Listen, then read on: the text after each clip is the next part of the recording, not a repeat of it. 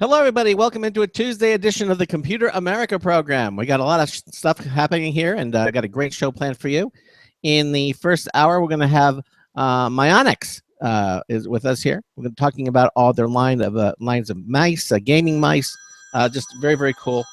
And in the second hour, oh, okay, this is our first hour guest. I have to take this.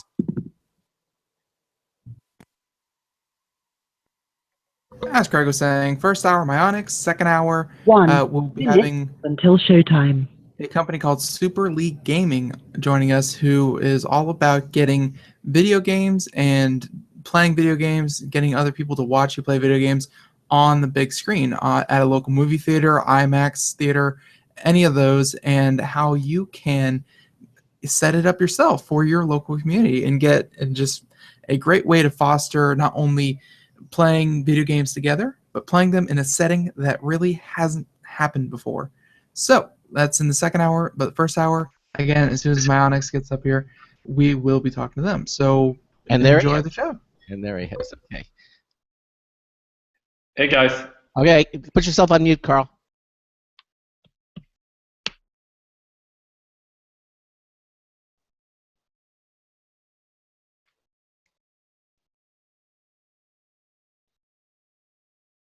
Your show will go live in 5 seconds. 4, 3, 2, 1.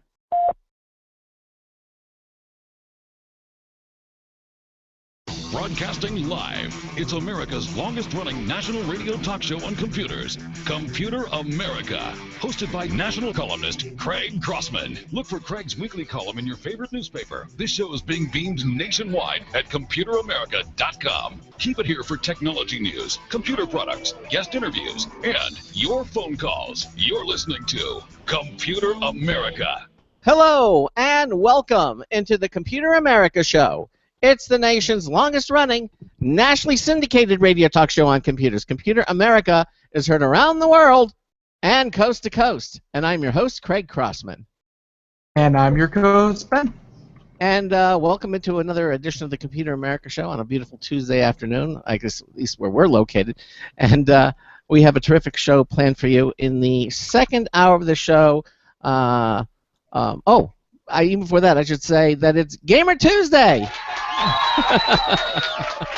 It's our Gamer Tuesday show, and in the second hour of the program, we're going to have a company called Super League Gaming.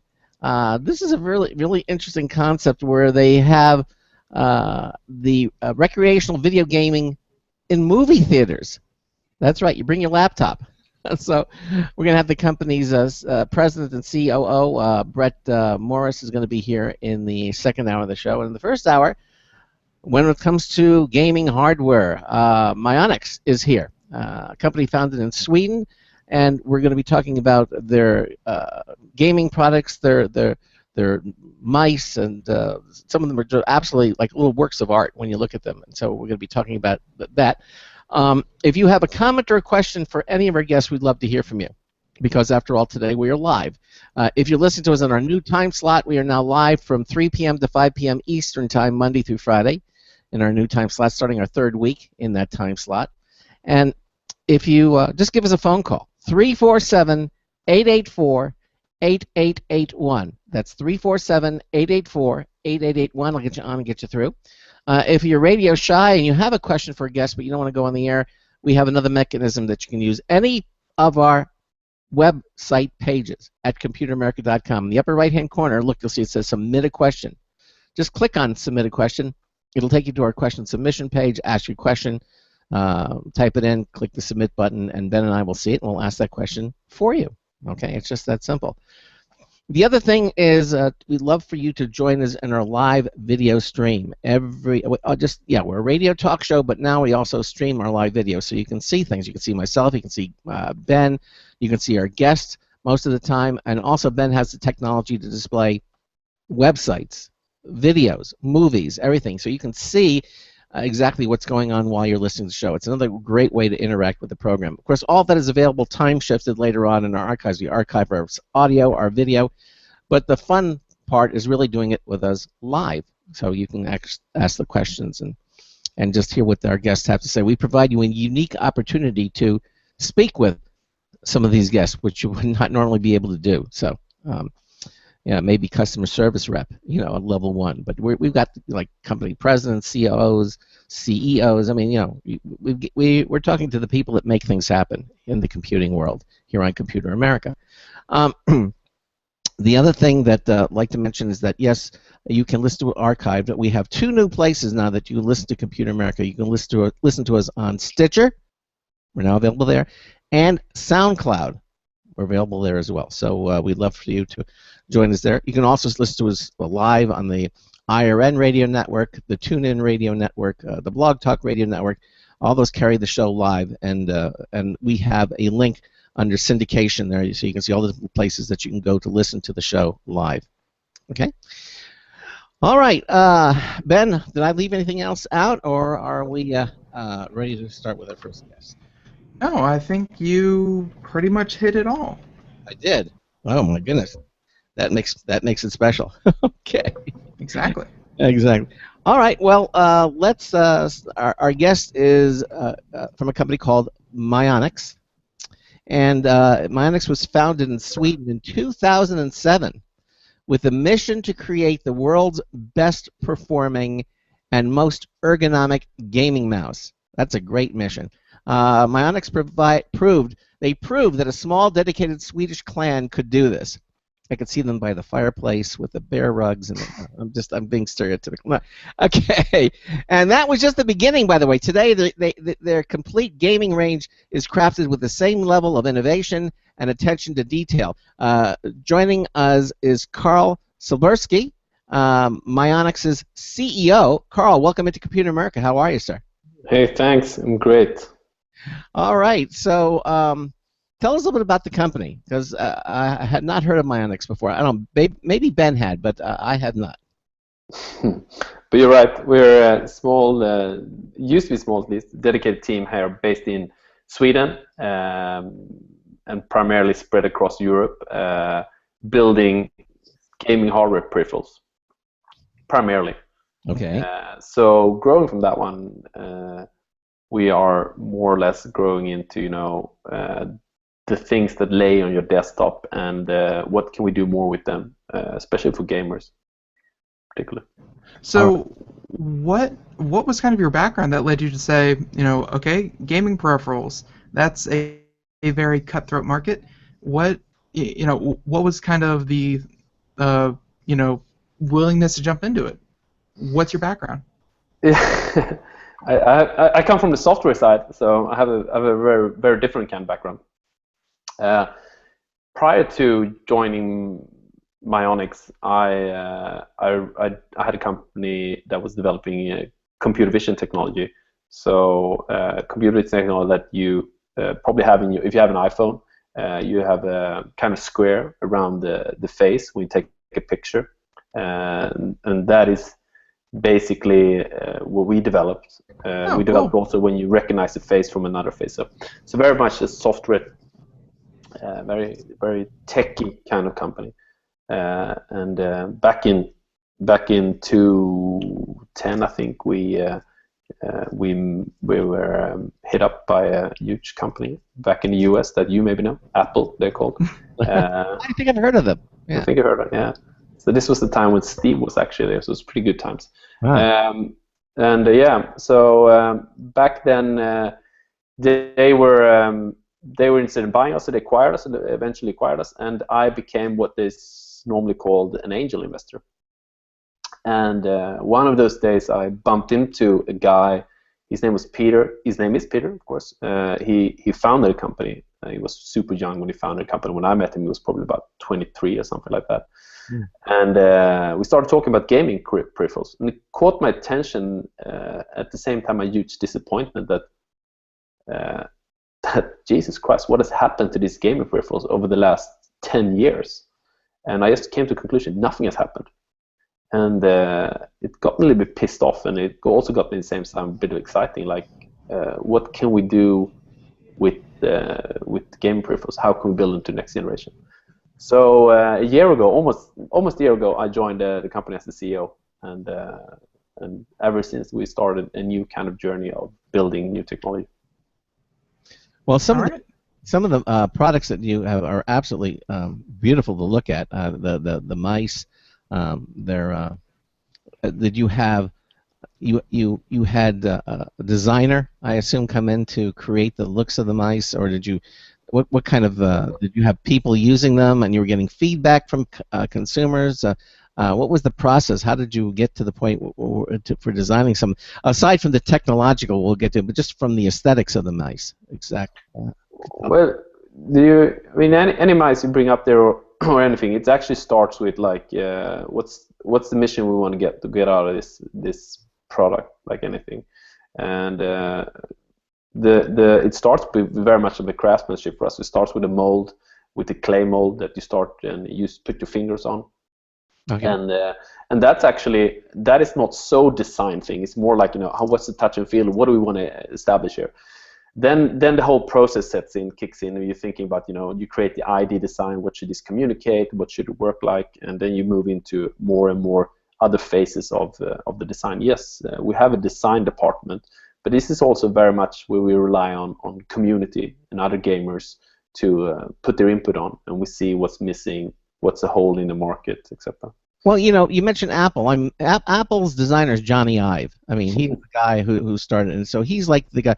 So do you have a guy that's sort of comparable to him, in design, or did you take a different approach? So I mean, Mionix is old. So in the past, it was a lot of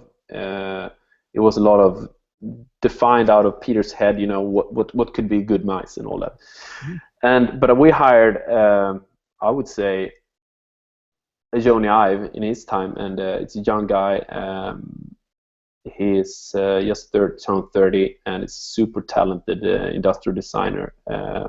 That his product is about to be shown into the market, but they're not really ready yet. And what you see today of Mionix, it's a very black and very kind of traditional gaming site. You will see difference coming in the next couple of weeks. Actually, I'm just looking at the sites you're showing up there on the site. But it's this is interesting. I mean, we're developing products that people keep in their hand all day. I mean, this is things that you use 8 hours a day. We use headphones, we use mice, we use keyboards 8 hours a day. So this is they actually become very personal, emotional, these products. So you can't stereotypically design them. You need to really get involved into who are we designing them for, and what should they be looking like? What's the purpose of this, and what do we want to get out of it? Well, so yeah, it's a very, how should I put it? A very complex thing to do, and we have a super talented designer. It's I guess I kind of fall into that whole gamer subculture, and peripherals, they kind of they're more of an expression. Like, I think any game mouse out there is going to be pretty. Like, there are of course some that are better than others, but in terms of hardware, the DPI and sensitivity and all that kind of stuff, that usually works pretty well. But I think it's all in the design, where it's people go out and they buy cars, and then they buy aftermarket rims because they want to personalize their car, and to kind of carry that over to computers. Your case looks one way, your keyboard looks another, your mouse looks another. It's just these things all kind of add up to turning it from, hey, just a workstation, to this is my hobby. This is what I do for fun. Mm. Yeah, I didn't get the question, but I agree with you that these they become personal. Every gamer, this is like for every person, actually, not just the gamers, but for every person that uses a mouse, that's actually an extension of their arm or their fingers into their computer. So we don't think of them much because they've been around for such a long time. But for gamers, this is critical, to rely on your tools you're using. Well, now we're looking at some of the mice here, and I want to get some of the answers to the questions that you posed. You said, what is it we're trying to do? What's the mission here? And the one that you're showing there right now, the Naos 8200. This thing looks like an alien stealth flying machine. I mean, it looks so modern and slick with the green lighting coming out. That's a beautiful mouse. And what were some of the questions that were answered for this mouse? What were you trying to do with this particular mouse? Well, specifically the Neos is it's a mouse for. Here we look for how can you rest your palm very comfortably on the mouse, at the same time being able to lift it a little bit and being very precise in the game. The big thing we really tried to solve, and what we nailed with the Neos, I should say, is the grip, the palm grip. I mean, the Neos, we've been priced about this one for by every price there is in the gaming industry has revealed, and the biggest gamers, they claim this is the most comfortable mouse they ever touched. So we didn't spare anything when we did the Neos. For example, this mouse is we did it, and the shape of it is a very, very ergonomic, beautiful palm shape. So when you rest your hand on it, you're gonna feel it. But the best thing about that one, we mixed around with the plastic, and we felt this is not comfortable enough. How do you make this really, really comfortable? And what happened there is that we actually decided on coating it, not only one time and not 2 times. We had put a soft rubber coating on 4 times to create that kind of beautiful feel and touch when you use that mouse. So that is absolutely a piece of craftsmanship, I would say. Well, it certainly looks. I mean, something like you can put. I could see that in a pedestal somewhere in an art gallery. I mean, it looks so beautiful. Some weird French pretentious lady going, if you notice the curves of this thing. Not one, but 4 layers of rubber on this for your. I mean, it is. It's a beautiful mouse. Now, is this particular mouse like you would consider like the top of your line, or just part of the line? Where does this fall into the line of mice that you carry? Mionix, the 8200 is definitely the top line mice out there. It's also renowned in the world for their comfort. Just Google it, as we say. Yeah, exactly. Well, we want our listeners to hear it from you and to tell us about the mouse. So how long did it take for development time from the concept to actually production of this mouse?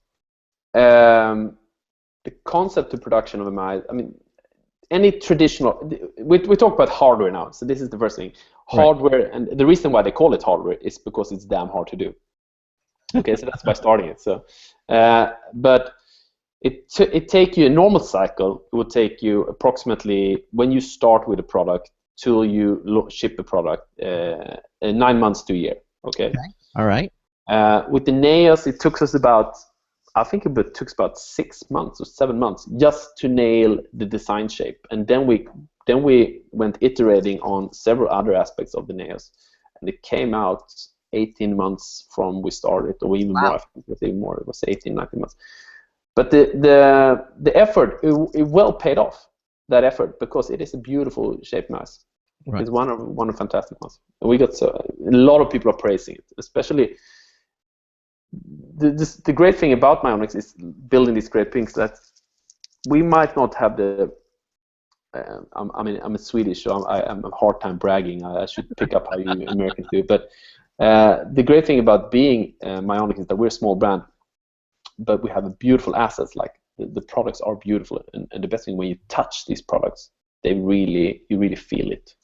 I recommend everybody to, and that's important because normally you buy these products in store, just grab a box. But when everybody who touches with the Neos shape loves it, completely loves it.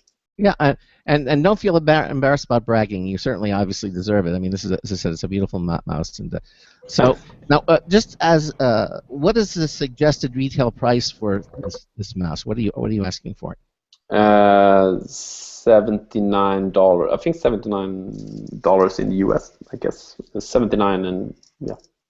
Okay, and there's two. I see on you have two, EXC VAT and includes VAT and excludes VAT. What is VAT? That's value-added tax, I guess. Oh, okay, got it. All right. So I thought it was another piece of hardware. Yeah, okay. And it says 89. Sorry about the Neos, 8,289. Yeah, I just realized that on. Yeah, right. It's A999. That's right. A999. And we've been talking a lot about the look and the feel of this mouse, but you have a couple of screenshots here, and perhaps people who have never really owned a gaming mouse, my heart goes out to them. Because it's one of these plug and plays from Dell or whatever, one of these everyday off the shelf mice that cost you $7. like they don't have any any kind of customization within the mouse. So we have, if you can actually see on my screen, what is this, like a HUD that you download from your website? What's Yeah. going on with all these settings? Correct. So you download from website as a WebSocket, and you it's super simple, plug and play kind of ish. But just catching up on what you said there, gamers have known for a long time that they care about the tools they use every day. They care about. They really feel the quality. And actually, I'm saying with you, my heart really breaks, because I can't understand billions of people, and we're talking billions of people, who sit behind a PC every day, just accept having really, really crap tools.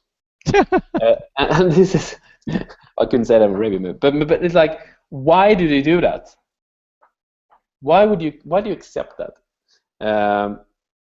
Apple has certainly nailed it, because they built some beautiful piece of hardware. But I'm speaking specifically about the non-Apple people user who are working at this workstation somewhere and just completely accepting that their keyboard is not perhaps the best one, and they don't care, and the mouse doesn't care. For me, that's very, very strange, and they deserve more. So our mission is not even to build the best mice; it's actually to own the desktop experience for people. I would say that's our next mission, to go out even further, help these people. That's a good mission. And and again, caring for the gamers first, I should say. Also. Right. And getting into these settings, how much of this how much of these mice can you customize? Can you go down into scroll speed, DPI, sensitivity, and all that kind of stuff? Yes, correct. You can customize it as much as your preference. The DPI setting goes all the way up to 8,200. Speaking about 8,000. Nice. Wow. So huge DPI settings. Change, of course, the colors. Set macros, so different buttons does different things for you. Oh wait, I just saw. So green is not the only color you can display on this mouse. It looks like you actually can display different colors on the mouse. And look at there's a grid, so you can. Yeah. Any color you want to, and in any kind of variations you want to pulse, breed, whatever you want to do with. Ah, so it looks like it's alive when it's pulsing the different color. Yeah. It has that little alien kind of feel to it. Like we discovered an alien artifact, and it looks like this Mionix mouse. It's just amazing, kind of pulsing a greenish blue light. I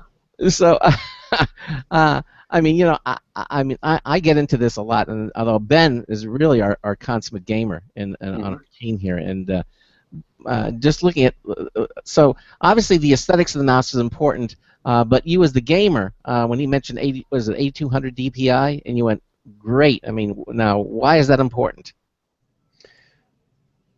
Well, depending on the DPI, depending on what you're playing, actually. The different settings is actually very much dependent on what game you're playing. But to go, some people really maybe like to have a huge high DPI, but I recommend to people that you shouldn't go much above 3,000. I think you're fine below 3,000.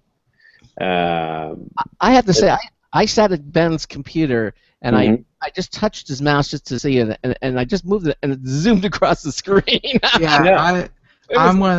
I'm one of those people that actually sit at about 8,000 DPI. That's my comfort. Okay, that's a comfort. But then you're fast. Okay, so very. You can discuss what's good and bad and how you want to have it, and it's the X and Y axle. How many? So it's individual.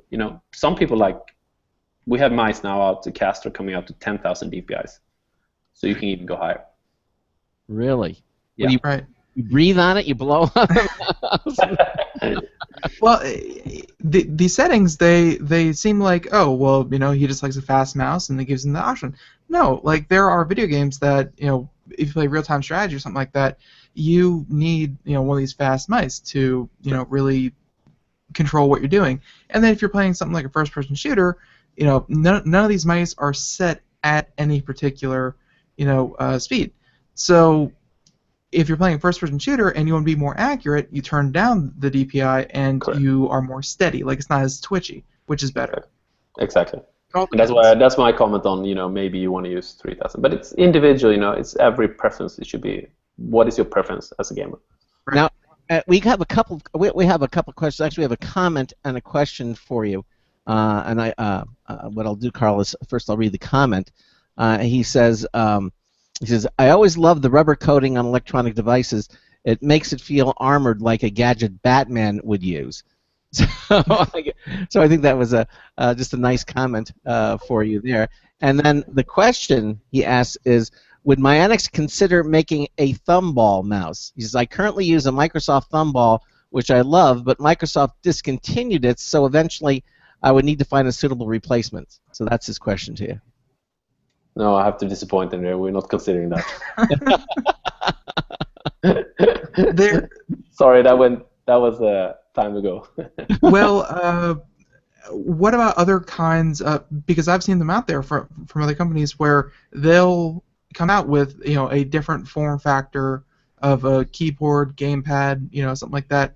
Have you ever thought about obviously you have a great line of mice and a keyboard, but I mean there are other options. Other options like? Oh, let's see. The one that's leaping to mind is called the gamepad, where you kind of rest your hand on it, and there are like 10 macro keys. Okay, so I get it. Okay, how should I put it? We have more than actually you mentioned. Like we have the keyboard, and we have the headphones, and we have the mouse pads. What we're looking to develop, if we're looking to develop, I won't comment on our roadmap. We normally don't do that, but we are exploring a lot of things you can actually see. It's like we're exploring a lot with sensors in there. We're exploring a lot with touching things on surfaces, maybe mouse pads. We are playing around a lot with different kind of materials and different kind of technologies that you, for example, can it feels the pressure of when you are using it. So maybe I'm not directly answering your question, but yes, there are a lot of alternatives, and yes, it is completely open area, the desktop still. I mean, please tell me any invention you have seen in the last 5 years or 10 years on the mice. Please tell me. Yeah, it's as soon as people figure out that you could put macro switches on mice, that was almost the end of the line. Like that's that was the big one about 5, 6, 7 years ago. And mice, they've been getting more streamlined, better responsiveness and that kind of thing. But really, mice haven't changed a whole lot. No, and same with keyboards, same with screens, I guess. But my point is that we built out. We're actually building a project right now. We actually went out with told people that's called a QG, NAS QG.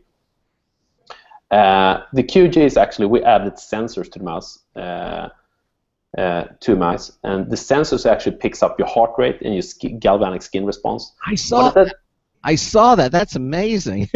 Yeah. So what it does is actually, so how this happened is that we have been exploring a couple of things in our lab, and a lot of things we're doing now, which I haven't seen in Mionix, is going to come out early next year, and actually a lot in 2016.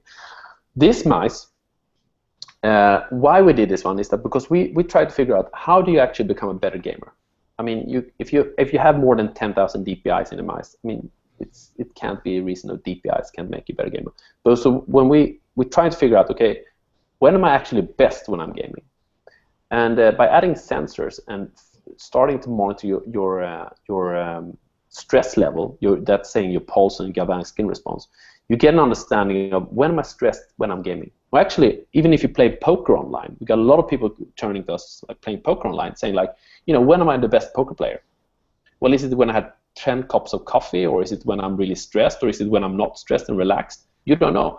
But by using the NAS QG mouse with the sensors in, you really get an understanding of, you actually start to quantify your game. And you start to get an understanding, okay, I'm actually better when I had 2 cups of coffee and I'm a bit stressed, because that's when I'm on the edge. And that is unheard of before in the gaming industry. And we had so many people reaching out to us after this project, medical things, poker gamers, but a lot of part of the gaming community as well. We just like to get deeper insights. So that's, I think that is a very much of a interesting area we're exploring a lot with right now. How does these tools make you better and smarter? Again, I'm going to go back to Apple. Apple is very innovative, but sometimes they have some things that are very simple. I would never use, for example, a trackpad as opposed to a mouse. But when Apple came out with their trackpad, I'm just going to hold it, watching there. I mean, this thing, to me, I mean, it's simple, it's elegant, and yet it does everything. It allows me to play certain games better than I can play the games with a mouse. I mean, that's the bottom line. Are these devices going to allow me to do a better performance than I had with mouse? And one of the things, for example, with this trackpad, there's some games that when you're moving the mouse with your finger, but you can set up so when you remove your finger from the trackpad, when you lift your hand up, it performs a function, another function, rather you having to do it, which I found to be very natural. So by lifting my finger off the pad when I have something and it does that function, makes me a far better gamer in that particular game with that trackpad than I could with a mouse. And I know there are games that are like that. So I'll tell you what, we're at the bottom of the hour break, Carl, and I want you to comment about that when we come back. All right? Sure. You're listening to the Computer America Show. Carl Silbersky is here with us. He is the CEO of Mionix. We're talking about gaming hardware. We're going to talk about the quantified gaming as well. We have a News Tips Full review from Marty Winston. That's all coming up here on the Computer America Show. We're going to be right back. Don't go anywhere. Sometimes disaster strikes. Data can be lost due to many different reasons. Accidental reformatting, power spikes, virus attacks. Zero Assumption Recovery provides a suite of highly effective and thorough data recovery software for Windows operating systems. ZA is suitable for home users and small businesses who need a powerful data recovery solution for Windows and Linux file systems. Go to z-a-recovery.com. Sometimes disaster strikes. Data can be lost due to many different reasons. Accidental reformatting, power spikes, virus attacks. Zero Assumption Recovery provides a suite of highly effective and thorough data recovery software for Windows operating systems. ZA is suitable for home users and small businesses who need a powerful data recovery solution for Windows and Linux file systems. Go to z-a-recovery.com. Hi, this is Craig Crossman, host of the Computer America Show. You have important meetings to schedule. Your company's getting ready for its IPO, and you're in charge of the PTA fundraiser this month. So how do you coordinate everyone to be available at the same time? Are you still using emails, phone calls, even text messages to schedule meetings with a group of people? How's that working out for you? Not so great, huh? It's a fact that every day, millions of people suffer from scheduling headaches. Well, with Doodle, scheduling meetings with a group of people is quick and easy. With Doodle, you can easily propose available times to each member. Each one checks off the times that they are available, and then you simply pick the time that works best for the group, all in an easy-to-read display that integrates with your existing calendar. Nothing could be more simple. Give Doodle a try for free, and like millions of Doodle users, you'll truly see how easy it is to find the perfect date and time for all your meetings. That's www.doodle.com.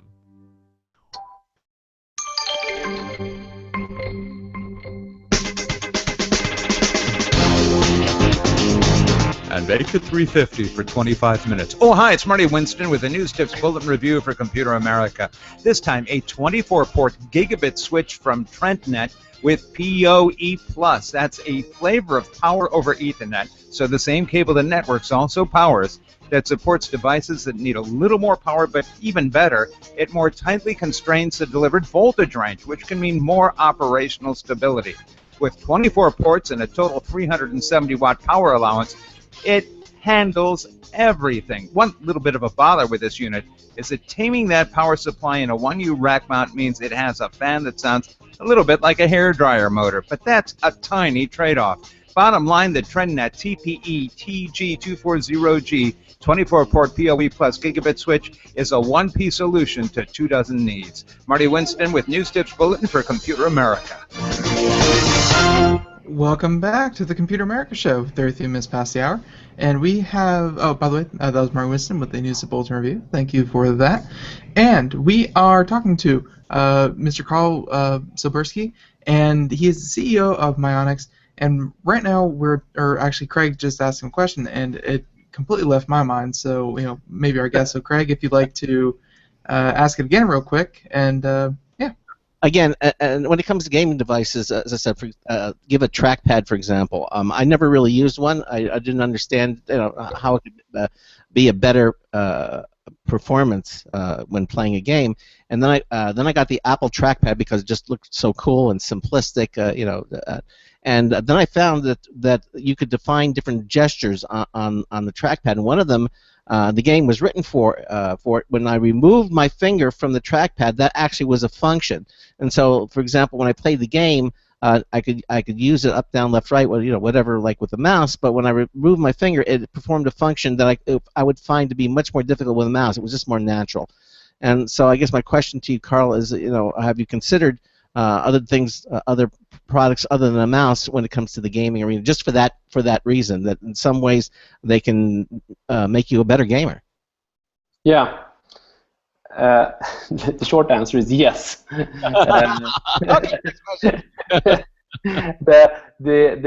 other, like I mentioned earlier, I think QG, like I mentioned earlier, we put sensors into the mice, is one thing. However, when you ask me about the trackpad, which is I would quote. I remember when Steve Jobs revealed that on I think it was whatever it's called, the Apple event, and Worldwide Developer Conference, yeah. Exactly. Exactly. WWDC. So he said, I think he said like, "Oh boy, have we patented it?" So I would say that specifically that trackpad is very patented to Apple. However, we are playing around with a couple of other technologies. But for gamers, it's a very specific situation that you cannot. The game you mentioned is probably a specific game. The games a lot of our people are using is like major, like World of Warcraft, Counter-Strike, those major games, and the users there are not easy flirted with. You need to give them something that's really great, and that takes time, and we're working on that. Okay, yeah. The game that I'm talking about is not as intense as Destiny or something, but it's Mahjong. But basically, you can select the two tiles, and when you lift your finger up, it takes them away.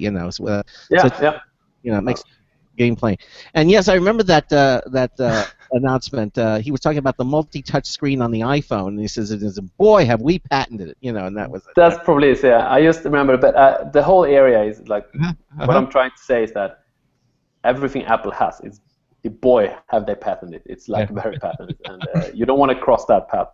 I know. So talk to us a little bit. What is quantified game? What is quantified gaming? Well, we invented the word, you can say. For us, it's about understanding, getting the insights into what is happening, but how is your physical body actually reacting when you're gaming, and giving you better insights into that.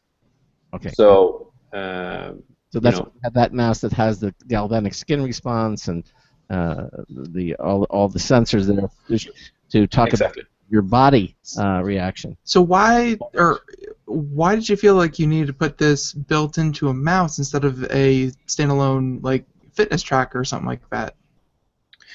Well, we played around with that thought as well. We said like tons of people can do this. There's tons of wrist arms, armbands, and ever who can do this. However, what we noticed is that you normally first of all, if you ever tried one, you know that after 3. This is pre the Apple Watch, I should say that when you actually use it. But if you ever used one of those, we call them trying to lose weight kind of bands here in Sweden. But if you ever used one of those, after 3 months you just throw it up because it's so boring. It doesn't work. And what happens is that then you actually, for example, that they're great for movements, but they can't really pick up your pulse. They can't really pick up your galvanic skin response. And the only way to do that one is actually to place it on the thing that you always keep your hand on when you're gaming, or actually have you used it for 8 hours a day. So we placed it by placing it into the mice. That was a great thing of doing it. Of course, there are other equipment. You can strap things on your chest and etc. and measure pulse. But this was so natural. It was like out of sight. It is just in there. Just place your hand. It is. You can turn it off when you want to use it. You can actually switch it off. So it's just in the background. It sits there and just gathers data and actually gives you graphs of data telling you actually this was when you were at the best, this was when you were worst, this is where your teammates was like stressed or not. And it's just a beautiful tool. And what we see is that this is going to develop. This is something that's going to be probably natural.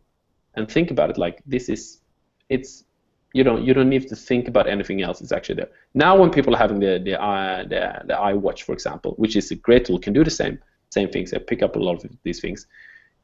Maybe we just open up the APIs and just like you can just plug it in wherever you want to, right. And you can just use that data.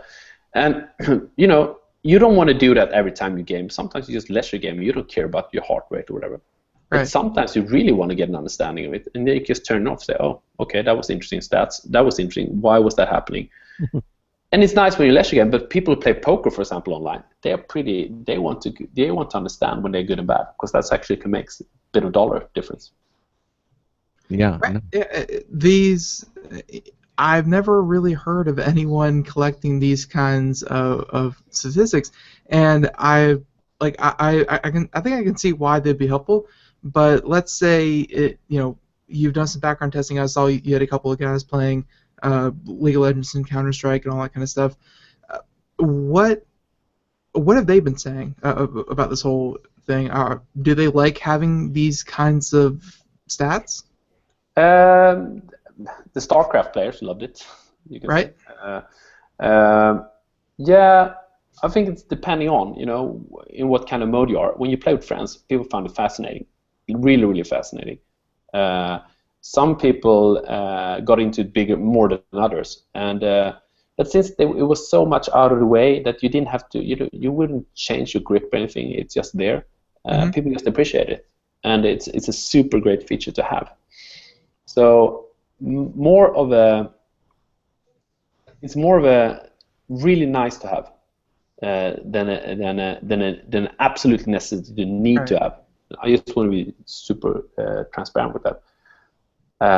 If you're playing leisure, if you're playing games, like on a professional level, yes, they absolutely love it. And this is the second reason why we did this one. We didn't just purely did it because it's nice to see some stats of your own stats. But what's happening today is that a lot of people are actually watching this on Twitch. You know Twitch, of course. Yes. Okay, good. So when you're watching something on Twitch, if you're using a Neos QG mouse, you have the option of actually displaying your physical reaction when gaming. Now, when you think about it, if you go back to things like, for example, when you're watching sports on TV, sometimes they throw up the pulse, and you get a deep understanding. Like a guy is driving a NASCAR. We call them NASDAQ cars. Is that what you call them over there? Yes. You're driving. Yeah. It's like when you understand that the guy who sits in that car has got a pulse of like 180 or 160. It gets you pretty fascinating to understand that guy is like super stressed, and I don't understand that because I see the car. Well, the thing is, when you think about gaming, professional gaming, is that these guys are doing like 250 strokes per minute, keystrokes or whatever, gaming, and you just see a relaxed guy sitting behind a monitor. Now, when you're starting to realize that the person is stressed in a situation, and you see his pulse of being 140 or I'm saying like 110, 150, and 120, you start to understand. Okay, hang on, that person is really stressed, and the game becomes more interesting because you can see if you have two guys competing, for example, you can see the pulse of both of them if they throw it up using the QG mouse. So it's actually also for the audience to engage more into the game. And today, I think that esport has so much more to develop, especially to make it more like friendly for the audience. It's great, but it's like could be more. And I'm really missing that element of like, how do I really understand the reaction of that person? That's a great concept. I mean, you're watching and you can almost like it's like a medical report of the person at that moment, and how stressed they are, it's another portal, not directly into their minds, but certainly into their physics. Well, watching esports, you already have statistics coming from the game itself. Like they have people in real time, shoutcasting the whole thing, and they'll throw out all these numbers and things. Yep. It's like they have this, and this, and I guess this would be another great tool to have. So-and-so player is really starting to feel the stress. Notice his heart rate has went up to 140 from 110 or something like that. Yeah. Correct, and that's like it gives me more. And as a viewer, and even if you like amongst friends, you're gaming. It's nice to know. Oh, what's happening here? It's like he's getting super stressed. Like, oh, okay, okay. So that's the second example. But even third example, I give you something better. It's like when you're playing a horror game, for example. Mm-hmm. Can you imagine? Like sometimes these games they end wrongly because you get stressed and then it dies down or whatever. But with quantified, if you start to quantify this one, you can. We're doing actually this in the lab, I should say, and we're actually collaborating with a couple of games on this one. Is that you're able to maintain the stress level at a certain level. You can even become the person can become to 130 screaming, and you're thinking, no, we will keep that person to 130, on like stressed out, and then we'll drop that person down, and the game could actually keep being even more scarier, and then you drop down, and whenever it actually feels your pulse, it can actually adapt to your stress level. Yeah, I find that really fascinating. That's interesting. Yeah, that's when. That's interesting. So what you're seeing now is actually just the beginning of this technology. We are starting to explore it. Yeah, this kind of technology, and if you can actually get a video game that was adaptive to your stress level, and I'm sure that you've been keeping a close eye on virtual reality technology. Yeah. That's going to open up a lot of possibilities. True. We're not really there with virtual reality yet, but I completely love it. Unfortunately, it's super unsocial, sitting. How would that work in a home, You put a helmet on and you walk around in a home, or what would happen? You completely destroy your home. So right now it's good for like watching a movie, I guess. That'd be super great. I actually had a VR helmet here, but brought it back. And it's great. Some games is actually great on there as well, but it's like you can't really have that full experience that you want to have in your home, at least not right now. Hopefully. And yeah, we're thinking along those lines. How do you actually make that even better? So talk to us a little bit about this the Zyble keyboard, the Zyble 60. Now right now, this seems to be the only keyboard that you have at this time. So this must be your flagship keyboard. It's so perfect, you only need one.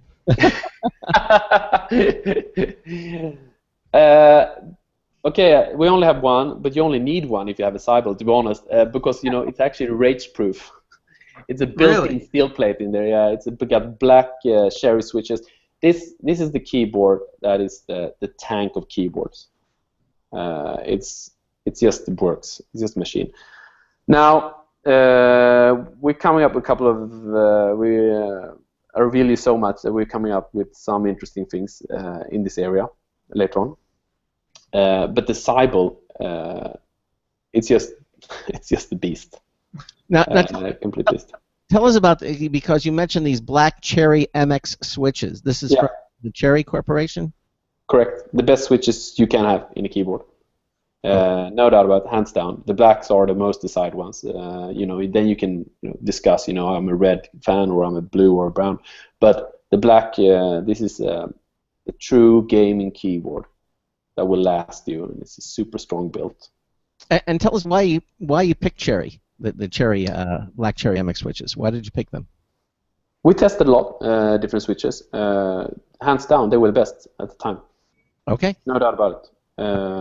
There you and go. they were, so yeah. And the thing is, if I can brag for 2 seconds about, then I would say we take craftsmanship pretty serious at Mionix. And I think that's what we do. Is we try to build that kind of experience and the beautiful products. That actually last you, so you should be proud about having those kind of products. Important for us is to have that craftsmanship thinking around what we're bringing in, and also always strive to never compromise. Trying to do 4 layers of rubber coating and what we put in, we have ARM processors. I use the Neos myself actually here. You can see we have an ARM processor in there and etc. That is pretty heavy in a mice like this. I mean, no other competitor has the spec features we have in our mice. No, absolutely. And now let's just talk a little bit about the Surface. There are different mouse pads. Yeah, mouse pads. Yeah. Why is having a good mouse pad important to a gamer? I will preface this by saying, I have, unfortunately, I have not been able to get my hands on a Mionix one, but I've seen so many people out there with mouse pad, and I'm going to hold mine up here. It's old and dirty, but it is what it is. And they're, and see yours are pretty big as well. I've seen so many people with the traditional, 6-inch by 6-inch mouse pad, and they don't know what they're missing. They don't know what they're missing. I agree. I would like. I mean, you just need to buy a quality mouse pad. But what you should go for is a desktop pad. You're gonna completely love it. Like, put it out, spread it out. It's like huge. And we are on metric system over here in Europe, so I guess it's a humongous mouse pad, over a meter, covers your whole desk, and just buy it and try it. I would say, because once you start to experience that, like, go for the Sargas, the big Sargas. You should go. This is a Super Ensys one, but if you go for the big Sargas, the 900, it covers your whole desk. But the beautiful thing about that one is that whenever you have started to rest your hands on a beautiful surface like that, there's no way you're gonna go back to small one, because it's nice, comfortable. The desk looks beautiful. Yeah, it's huge. It's beautiful. Yeah, exactly. And again, Ben's probably got a picture of it up now, so you can see it. That covers your whole desk. So yeah, that is. You can play anywhere, however big you want to do. But it's super comfortable. Completely loves it.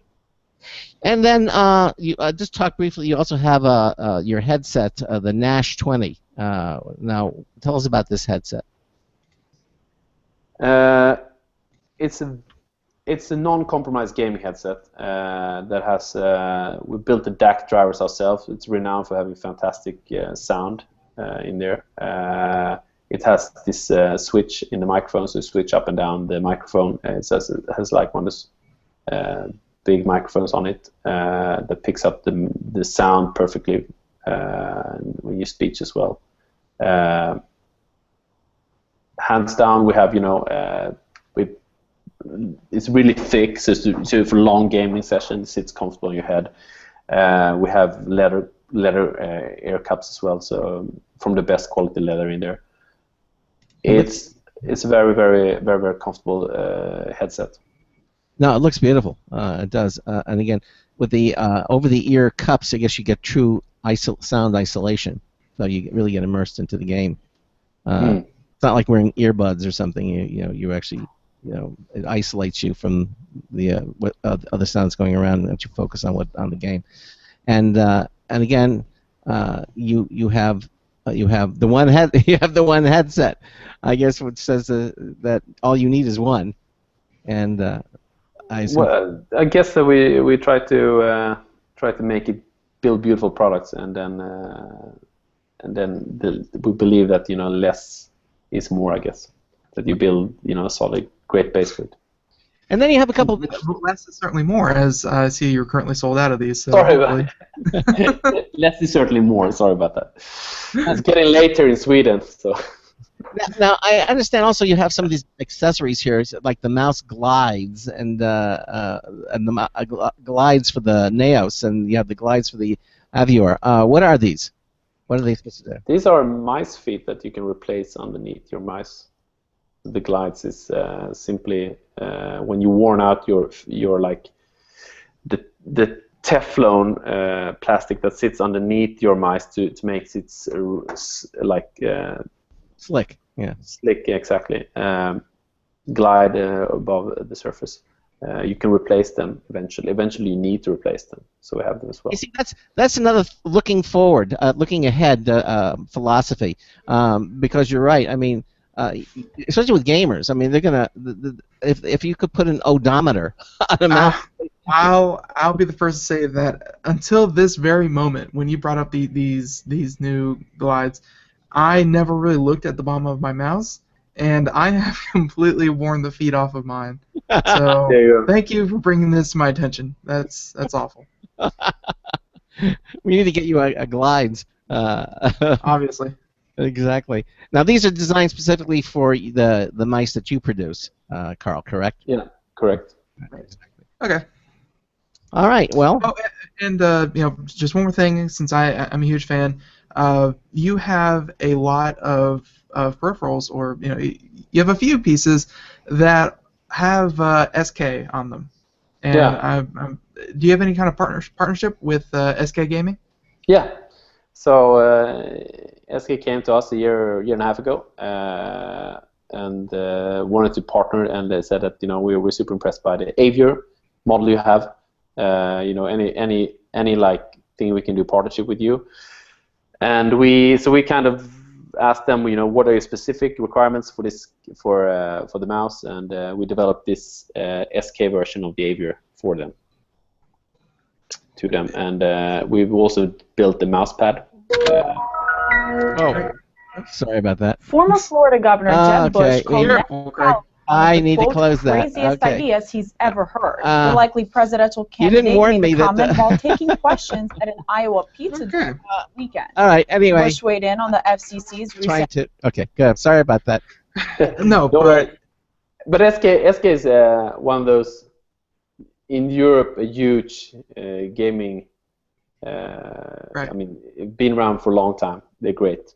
What do you know? Of course, of them. Yeah. Yeah. Oh, yeah. Of course, they're great in Europe. I'm more into League of Legends more than Counter-Strike or anything like that, and SK always puts on a good show whenever they do their summer splits and things like that. So I was very happy to see that you guys have partnered together with them, and I know quite a few people that that could be a deciding factor of purchasing something, is if hey, it has their favorite team's logo slapped all over it.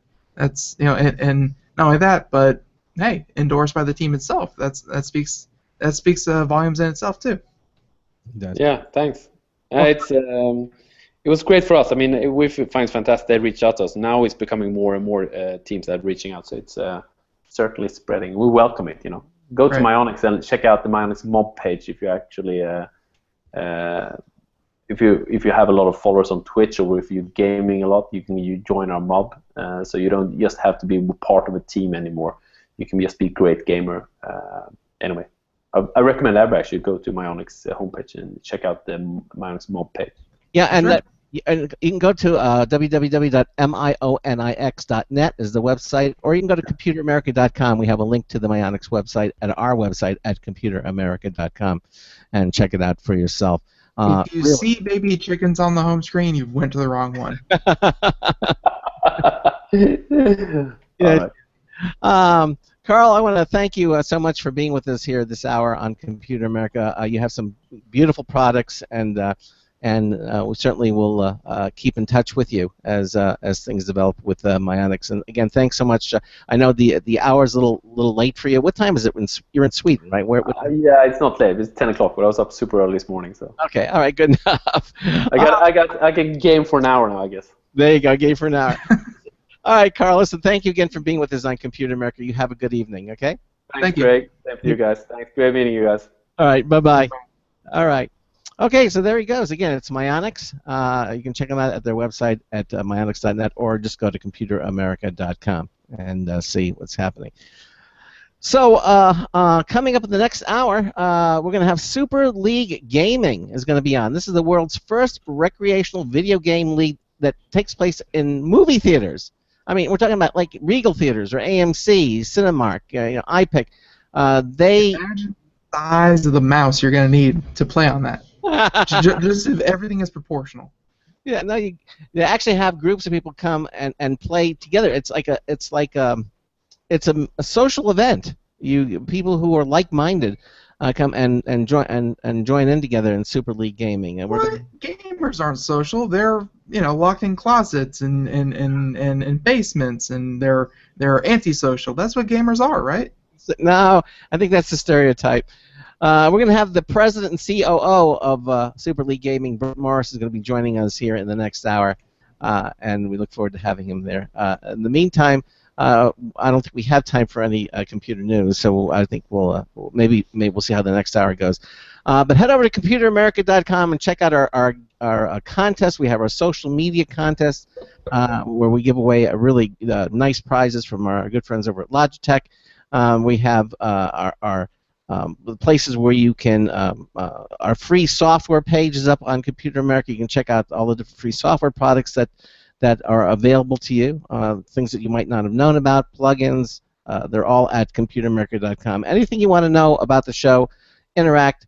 We have our news stream that takes place at the website as well. It's all there at computeramerica.com. And again, to join our social media winner, which we give away every single week, just subscribe. And what you do is just go there and it'll show you all the places that Computer America participates, all the social media. So it'll take you to our Facebook page. Like the page. That's one entry now you have every single week. You only have to do it one time. Then it'll take you to our YouTube video page.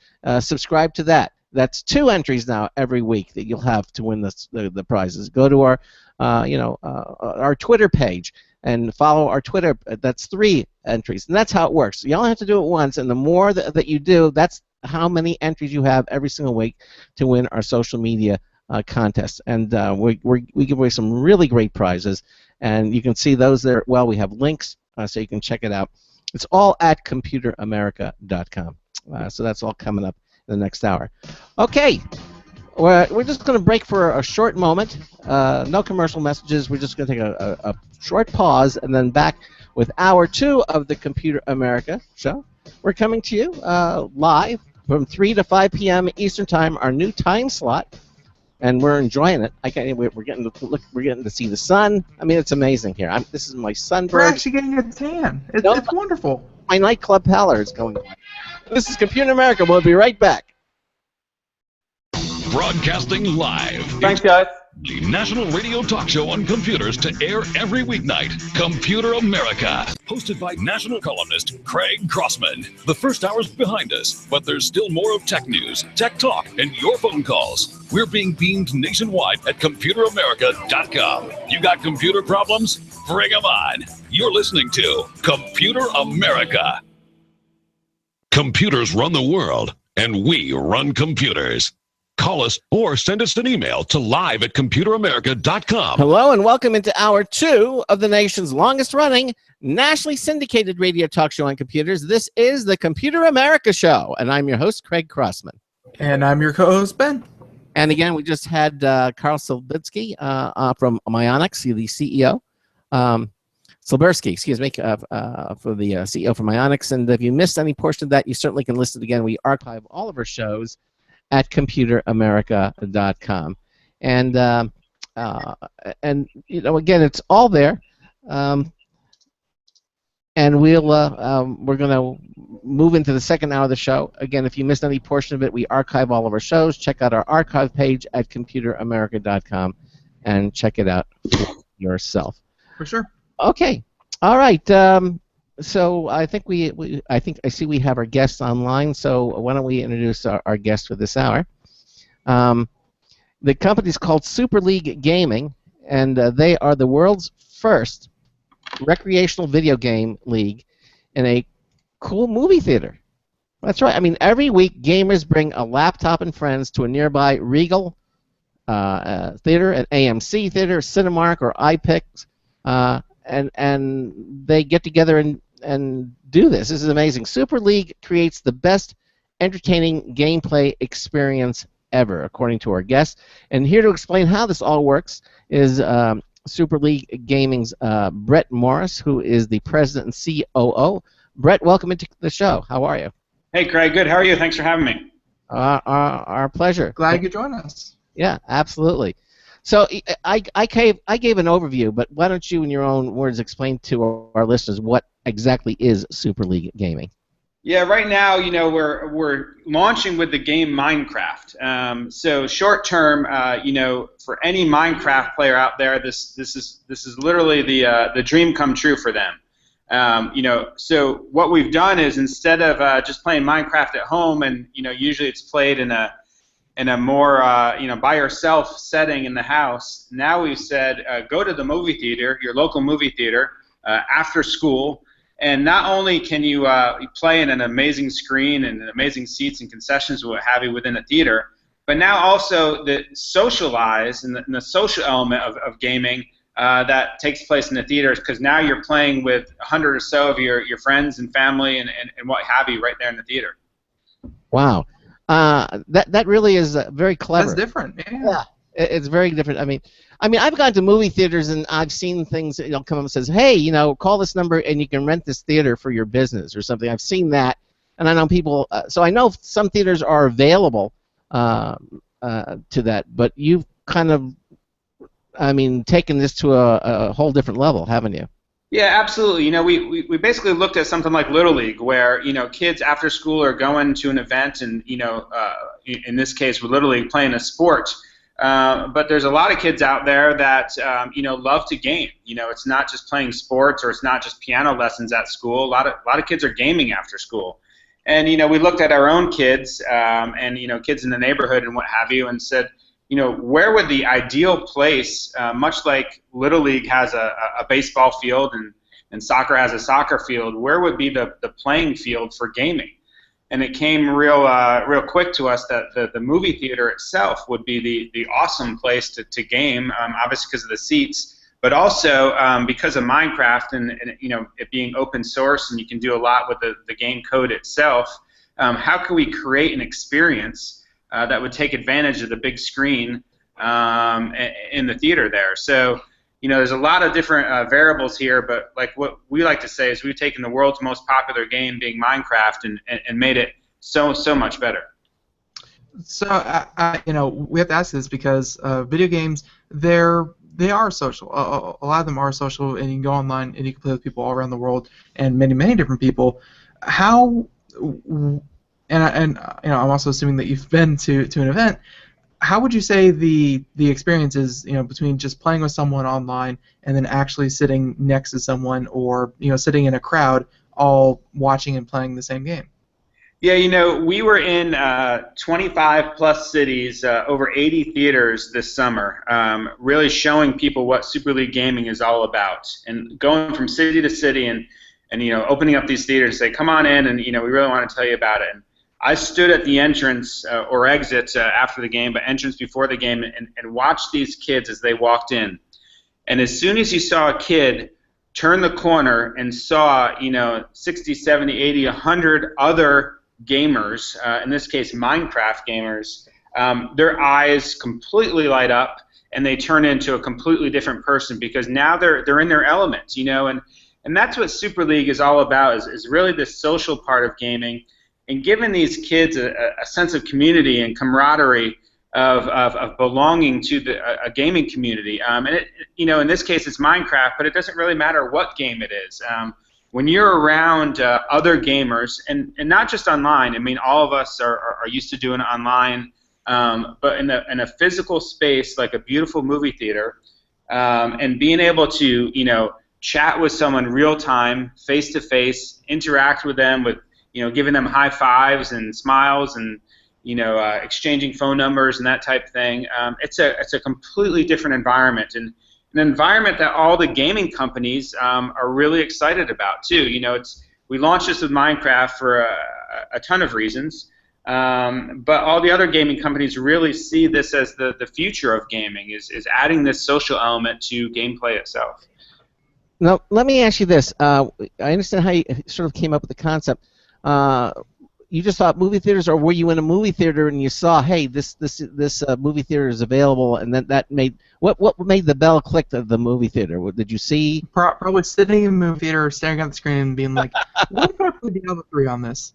Yeah, actually, where it all started is, the founders of Super League Gaming are a bunch of LA-based dads, and we grew up in a video arcade generation where it wasn't just fun to compete in video games at the arcade, but the best memories are the social part of it. It's where you hung out with your friends and your buddies and what have you, and came up with some great stories, and it was all revolving around gaming. And our own kids, they don't have that place to go. You know, where do you go to play, you know, League of Legends, or where do you go to play Minecraft, or whatever it is? And we felt, you know, that's where it all started, is really to find a place. And, you know, the movie theater, because of the big screen, I think all of us that are gamers have said, how cool would it look to have, you know, an awesome game up on that big screen, and, you know, the amazing audio and everything else. So I think it's been in the back of all of our minds, but not from a social perspective. And I think the social perspective came from really, you know, thinking back to our own childhood and how we could apply that to our kids. All right, so let's look. I want to get more into the partnership with the theaters and how you made all this come about. But let's look at the technology for a moment. To make this happen, what do you need to install in the movie theater, or do they have a Wi-Fi network? I mean, how are the computers connecting? What do you have to set up in the theater before you actually have one of these events? Yeah, so it's real straightforward. I mean, the game server itself is proprietary to Super League Gaming. You know, the actual, you know, blade itself in terms of what it can and can't do, and especially, you know, have several different presentation layers, meaning a first-person layer that actually goes to the device itself that the gamer is playing on, but also, you know, this whole world, you know, bird's eye view that we project up on the big screen as well. So the game server is one part of it that connects the projector, obviously. But as you touched on, the other part of it is creating a local area network within the theater itself. Mm-hmm. So we come in and install wireless access points all throughout the theater that then connect into the projection room, and then you're able to play the game. So it's all localized. It's not getting onto the internet at all. Right. And we can get 100+ gamers as of right now on that game server via that Wi-Fi network. Now, and so when they're sitting at the computers, you tell them the password and everything to access it. Everybody gets that, or that's projected on the screen. Okay, you know, you have your computer up. You know, get onto the network. Here's the name and the password, and then you're in. Is that how it works? How does it? Yeah, absolutely. And we actually, because of Minecraft being so open source, we've actually coded into it that when you come into our theater, we call them arenas now, gaming arenas now. When you come into our arena, you open up, in this case, your laptop. And boot up Minecraft, you'll actually get a notification that says, "Join Super League Gaming today's event." You click on that, and you're ready to go. So it's about as easy as it comes. You know, if there's any technical issues, usually the kids know what to do better than the adults, and it's as easy as can be. So have you? And again, I have so many questions here, but have you ever thought of groups? In other words, you have this great group of people, 100 kids or something in the theater. Have you ever thought of linking the theaters? You know, so you have more and more, or is it just going to be strictly isolated to the one theater?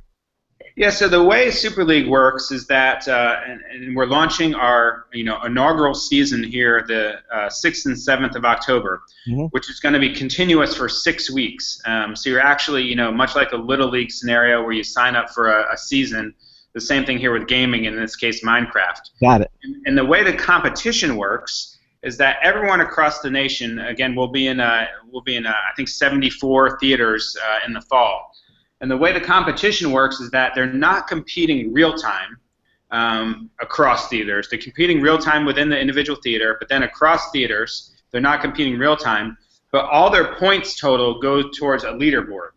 Ah. So, the reason I say that is that if you're playing in LA and you have a friend in New York and a cousin in Miami, all your points go to the same leaderboard, and you can be ranked via that leaderboard. So your cousin may score more points than you. It's still applicable because you're playing the same game week in and week out. That is so cool. That is really a neat arrangement. Now let's go back to the partnership with the theaters. I mean, when you walked in and you say, "Hey, we want to do this," did the theater owner say, "Hey, you're nuts. Go buy a ticket"? It's like, "Hey, can we get one or two of these? We want to try something real quick." How did you approach the theaters with this concept?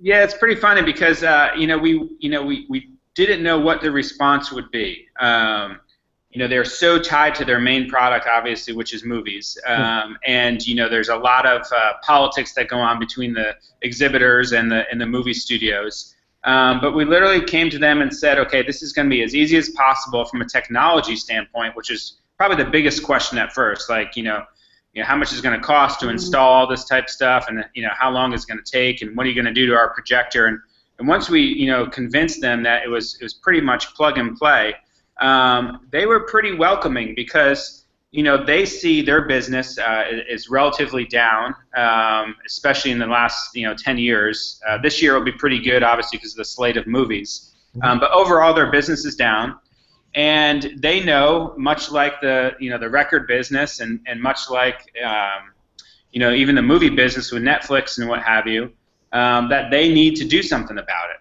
And this next generation, all they're talking about is gaming. So they know in the back of their head, they're saying to themselves, how do we get involved in gaming? And there's two different ways. Right now, a lot of the theaters do what they call watch events, where you could watch the League of Legends National Championship at a Cinemark theater on a given Sunday, a month from now or whatever it is. But the difference with our events is they're actually, play events. They're live. You actually come and play. And for them, that was even more interesting. Because it can't be replicated. You can't watch it on Twitch. You can't watch it on ESPN. It's a real live event. Right. And as such, also they're bringing in a generation of kids that their default. A kid today, their default when it comes to watching a movie is when is it going to be on Netflix, and that's pretty frustrating for those theaters. Now, when the theaters are up, and most of us know that the movie theaters don't make the money on their movie. They make the money mostly on concessions, popcorn, and that type of thing. On those $23 mozzarella sticks, yes. Exactly. Now, with Super League Gaming, do they have the concession stand open so people can buy popcorn and candy and what have you? Yes, absolutely, and it's that's still a big part of their how they generate their revenue. Right now with Minecraft, it's a 4:30 game time, so it's ideal for a hungry after-school kid, in this case parent as well. And the theaters are great about opening up their concessions, and it's as convenient could be for a parent and a kid, and it's a great place to go after school, and even if you weren't there competing in a game or watching a movie, a theater concession stand is not a bad place to be. Yeah, no, I agree completely.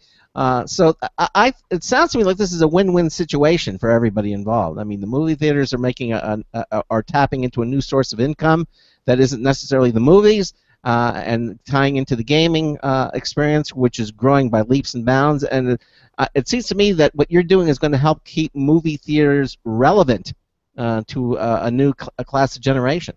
Yeah, absolutely, and that's a big part of it. Is they're still going to have their bread and butter, obviously, with the movies themselves, but theaters want to be known as a destination for entertainment in general, not just movies. And as such, gaming, they know, is a big part of today's generation entertainment. And it's we're not just bringing the game itself too. It's it's important to note that during the game itself, we're doing like a lot of YouTube videos. So a kid will go home these days and they'll game for an hour, and then they may watch Captain Sparkles doing a Minecraft video series as well, and watch them play games. And we're adding that element too. So when a kid comes after school, they can play games. They can watch some of this amazing content that's being distributed on YouTube, and just kind of get an all-around gaming perspective, gaming content right there in the theater. And Brett, what this brings to it, again, because when you're playing Minecraft, you could be playing with hundreds of people, but you're still sitting in your room by yourself, where this really, it's one of the reasons why people go to movies, because that rather than watching Netflix, I like to get the response of the audience that's around. When everybody laughs and or applauds or something, there's sort of this camaraderie that goes on when watching a movie. And now with games, you have the cheering and all that's going, and I would think that the people who participate in an event like this will say that this is so much more fun than my just sitting in the room and playing this game. I mean, what's been the response from the people who've been doing this? Yeah, the environment is amazing. There's Minecraft itself. We designed some incredible games that we just designed, and one of them's a Hunger Games scenario where there's a last man standing element to it, and just to see the build up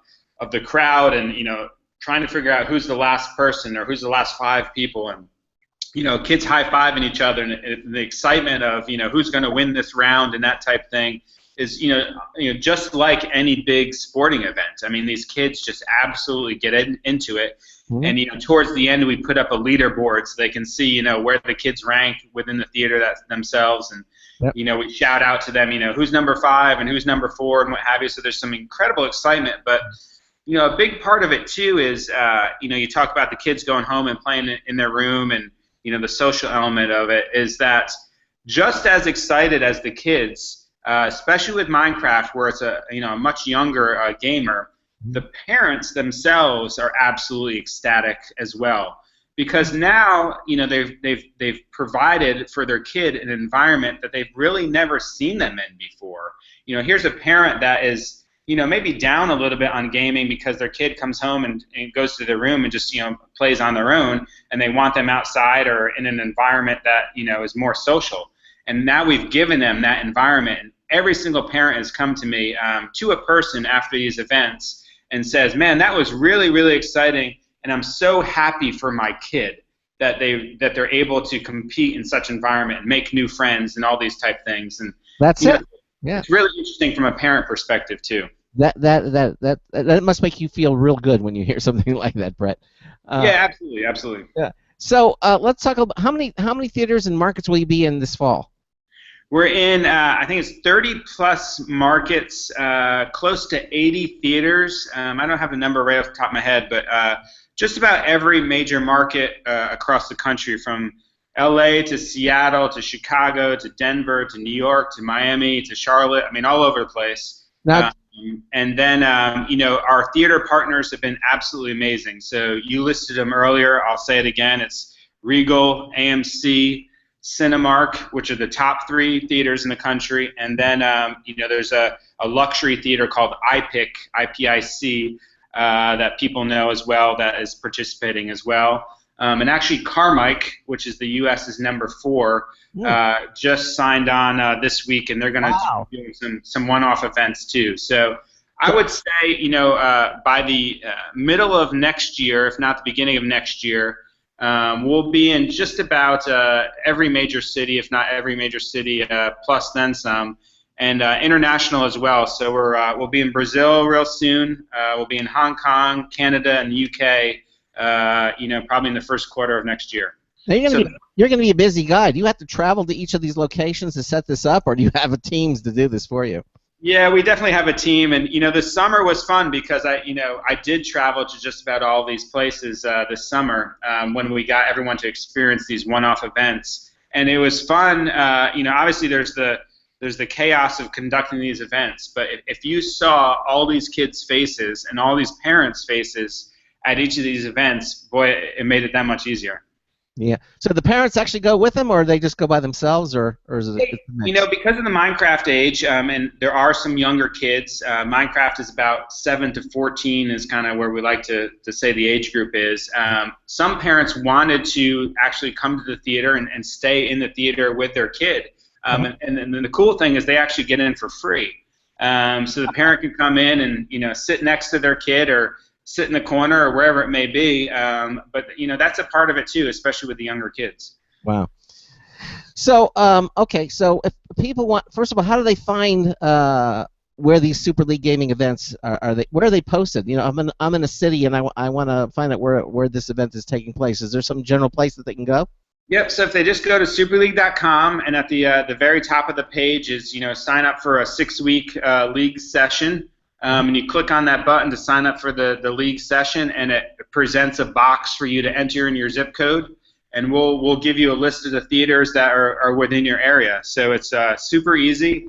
Just go to superleague.com, click on that button, you're good to go.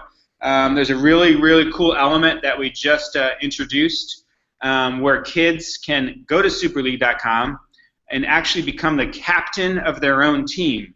And what that means is that they can invite other kids to join their team right online. It'll send them an email and say, hey, Joey wants Mike to join his Super League team, And as such, they will go to the theater for 6 consecutive weeks as a team and compete as a team as well.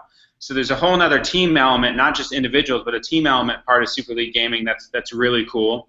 And then on top of it, we give every kid that's competing in the October Fall League a free gaming jersey.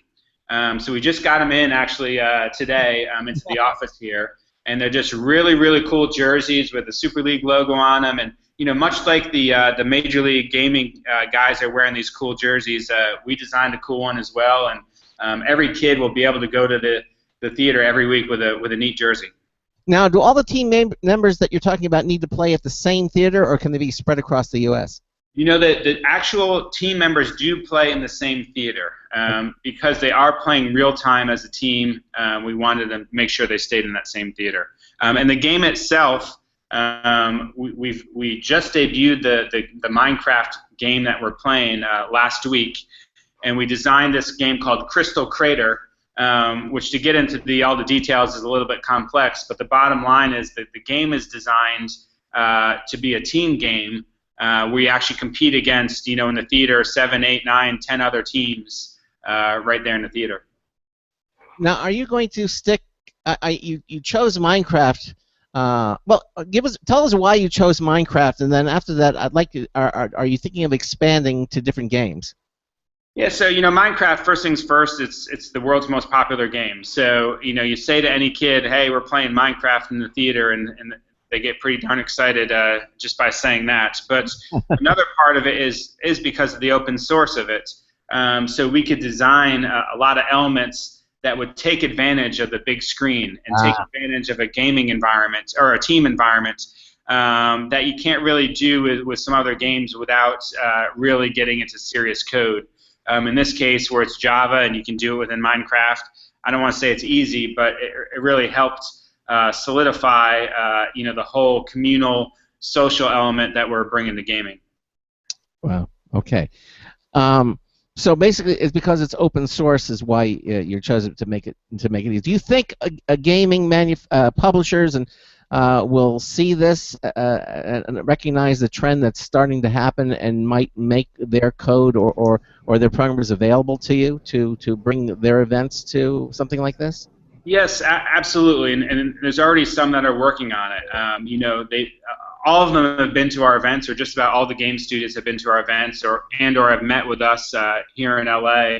And as I said earlier, they really see the social part of gaming as kind of the future. They've got the in-app purchase down pat. They've got the App Store down pat, and Twitch, and all the Steam and all the other things. They know how to distribute and get kids to buy these games. But now they're looking, how do we add life to these games? And they really see the social part of it as being super important to them. And they come to our events and they see a full house of kids having the time of their lives, all of them to a game, is super excited about doing this. It may take a little bit more time, but you'll see it with every single one of them. Now, Microsoft purchased Minecraft, right? They own the game. Correct. So have you gotten any feedback from Microsoft about these events? Yes, I wouldn't consider them a partner, but they have been supportive of it. The bottom line for them is that in order for a kid to participate in a Minecraft Super League event, they actually have to have bought a license for the game itself. So on one side, you could actually say we're promoting Minecraft by conducting these events, because they actually have to have it installed to be able to play. Right. Exactly. So everybody's happy at this point. Yeah, everyone's happy. I mean, it's been a win-win across the board. I would say at the top of the list has been the parents. The parents have been, a surprise to me, actually, how excited all of these parents have been to see their kids in this environment. It's been really fun to watch that part of it. And then, the kids themselves, the theater operators, the gaming studios, everyone across the board, it's been a real win-win and a lot of fun for us. Now, how do you win your league, and are there any prizes for these events? Yeah, so that's, it gets more and more exciting here, but, one of the big things that we're doing in October is every week the kids compete. They get a point total after each event, and at the end of the 6 weeks, there's a cumulative point total. And we're going to declare, for the first time in the history of Minecraft, there's going to be a national champion of Minecraft. So just imagine saying to your Minecraft playing kid, hey, would you like to be the national champion of Minecraft? And along with that comes an amazing trophy that we just designed. We got this really cool LA-based graffiti artist designed this absolutely amazing trophy, huge trophy. Plus, that national champion gets a $5,000 scholarship toward college. So, Nice. Again, from a win-win standpoint, imagine saying to your kid, hey, one, you get to go to the theater and play Minecraft on the big screen. Two, you get to play with, 100 or so of friends and, like-minded Minecraft kids. Three, you get to be the first ever Minecraft national champion. Four, you get, a one-of-a-kind incredible trophy. And five, by the way, we're going to give you a $5,000 scholarship to contribute to your college. It's a pretty good deal. No, I really agree with you. I think it's a win-win situation. And Ben, I bet you wish you had something like this when some of my favorite experiences were having friends over and playing. Mm-hmm. Yeah, exactly. And having them over at the house and playing with them in person, being able to punch them in the arm when they did sneak up on me. It's just having people around you playing the same game. I really did enjoy that. I never had it in the in the hundreds or dozens or anything like that. That's just crazy. Yeah. But I really do wish something like this was around. I'm glad that you're bringing it. Brett, we're at the bottom of the hour. Take a quick break. I've got a couple more questions for you, so just stand by, okay? Sure thing. Thanks, guys. All right, you're listening to the Computer America Show. We're talking to Brett Morris, who is the president and COO of Super League Gaming. We're going to have some commercial messages, and then we'll have computer and technology news brought to you by Slimware Utilities right after that. Stay with us. Hi, this is Craig Crossman, host of the Computer America Show. You have important meetings to schedule. Your company's getting ready for its IPO, and you're in charge of the PTA fundraiser this month. So how do you coordinate everyone to be available at the same time? Are you still using emails, phone calls, even text messages to schedule meetings with a group of people? How's that working out for you? Not so great, huh? It's a fact that every day, millions of people suffer from scheduling headaches. Well, with Doodle, scheduling meetings with a group of people is quick and easy. With Doodle, you can easily propose available times to each member. Each one checks off the times that they're available, and then you simply pick the time that works best for the group, all in an easy-to-read display that integrates with your existing calendar. Nothing could be more simple. Give Doodle a try for free, and like millions of Doodle users, you'll truly see how easy it is to find the perfect date and time for all your meetings. That's www.doodle.com. Looking for a best friend? Brother Wolf Animal Rescue has your best friend waiting just for you. The mission of Brother Wolf Animal Rescue is to help build a sustainable, no-kill community where no dogs or cats are ever killed for population control, where true euthanasia is reserved only for animals who are irremediably suffering, or for animals who are truly a threat to society and with no hope of rehabilitation. Brother Wolf's staff and volunteers go door to door, neighborhood by neighborhood, to educate citizens about local resources available for at-risk pets and to help their families connect with those resources. Brother Wolf's community-based approach to no-kill helps keep family pets healthy, happy, and in their homes and out of the local shelter system in the first place. For more information or to make a tax-deductible donation to this wonderful 501c3 organization, visit their website at www.bwar.org. Help to realize Brother Wolf's vision when no animal is euthanized for lack of a home. Who's a good boy?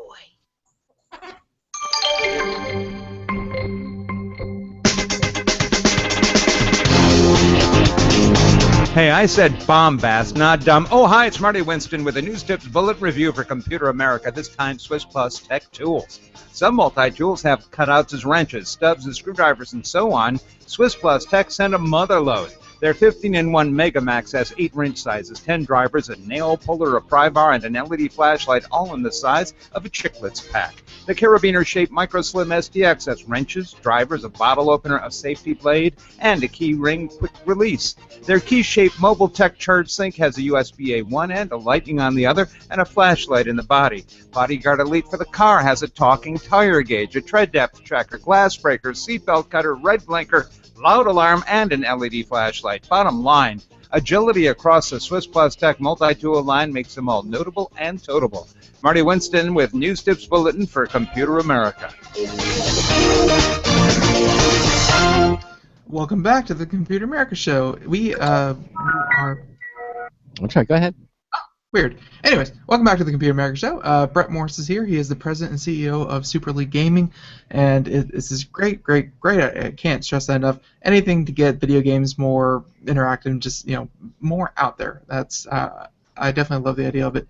And yeah, we are just we have a few more questions, and I guess my personal question is, this all sounds like great, and I get the whole thing with Minecraft and starting with that, but from a personal standpoint, I really hope it doesn't end there.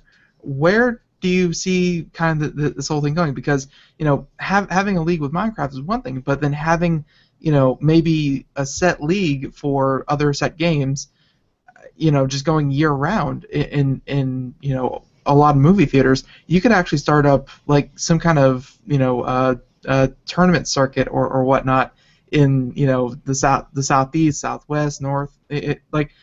What other games are you planning, and where are you really hoping this whole thing goes? Yes, so the essence of Super League Gaming is the league itself, and that we don't want it to be just Minecraft. We want it to be across all games, no matter what the game is. We want you to be able to go to superleague.com and find your game and be able to participate in events at any of these theaters for any game. Obviously, there's the games that make a ton of sense. Any of your multiplayer, team-based games here make a lot of sense in the theater environment. But there's others as well that, there's all different ways of making sense of them in the theater environment. The key is, to have, a ton of kids, dozens of kids there playing. It doesn't need to be at the same time. It can be, a round-robin tournament with 4v4 or 5v5 or 2v2 even. But it's just adding that social element to the theater itself. So it's a long way of saying that the big goal of SuperLeague.com is to be inclusive of all games. We have a saying here that we want to leave no gamer behind, and that everyone should be able to go to SuperLeague.com and find a way to play in the theater itself, regardless of game, regardless of age, regardless of skill, no matter what it is. If you want a game and you want to play, and you really want to play with friends, SuperLeague.com is where you go to find out where to go. All right, Brett. Well, listen, I want to thank you for being here with us on the show this afternoon. And again, you're doing some amazing stuff here, and certainly if you want more information, you can go to superleague.com, or quite frankly, just go to computeramerica.com. We have a link to the Super League website at our website at computeramerica.com, and you can check it out for yourself. I think everything really begins in October, the first the season, if you will, and listen, best of luck to you in your endeavor. You should come back to us again as things move along. We'd like to see what you're doing and how you're continuing to improve these events. Yeah, absolutely. Anytime, reach out to us anytime. We'd love to be on, and I really appreciate you having us on today. All right, Brett. You take care. Have a good day. Bye-bye. Thanks, guys. Bye. Bye-bye. All right, there you go. Super League Gaming, and you can check it out. Check out their website at Super League Gaming at superleague.com is the website. And well, you could type in superleaguegaming.com and it would just redirect you. So, but yeah, superleague.com is the end results. Exactly. All right. Well, we're going to continue on, and we have time to do some computer news. So I think we should just get onto that now. Today's computer and technology news is brought to you by Slimware Utilities, the official optimization software of Computer America. You can visit them at slimmerutilities.com to clean, speed up, and optimize your Windows system. slimmerutilities.com. Right. So, yay, computer technology news. We have quite a few stories here and quite a few interesting ones. Some of them even tie into each other. Who knew that could happen? And actually, I'm trying to look up a particular bill, which I really don't remember. But this first story we're going to talk about is, we often don't like to mix politics here. It's not our bag, but technology and politics seems to be mixing, as does technology with many other things. It's just technology is the butter of our landscape, if you will. Butter just works with everything. So is technology. And this one is the White House reports came out today, folks. Came out today saying that the internet is indeed a core utility. Finally, that's what we've been saying for a long time here on the show. But we don't make laws, so no one really cared. But now the people who do make laws have agreed, or at least the White House does. Pulling information from Ars Technica and John Brodkin, broadband is a core utility like electricity, White House report says. And here's the sad part. U.S. must take action because millions lack broadband access. And that's the huge problem. Well, we're going to be talking to one of our guests in the upcoming days ahead about this very, very situation that they deal with if they're bringing broadband to or internet to places that are it's very difficult for them to get that. Right.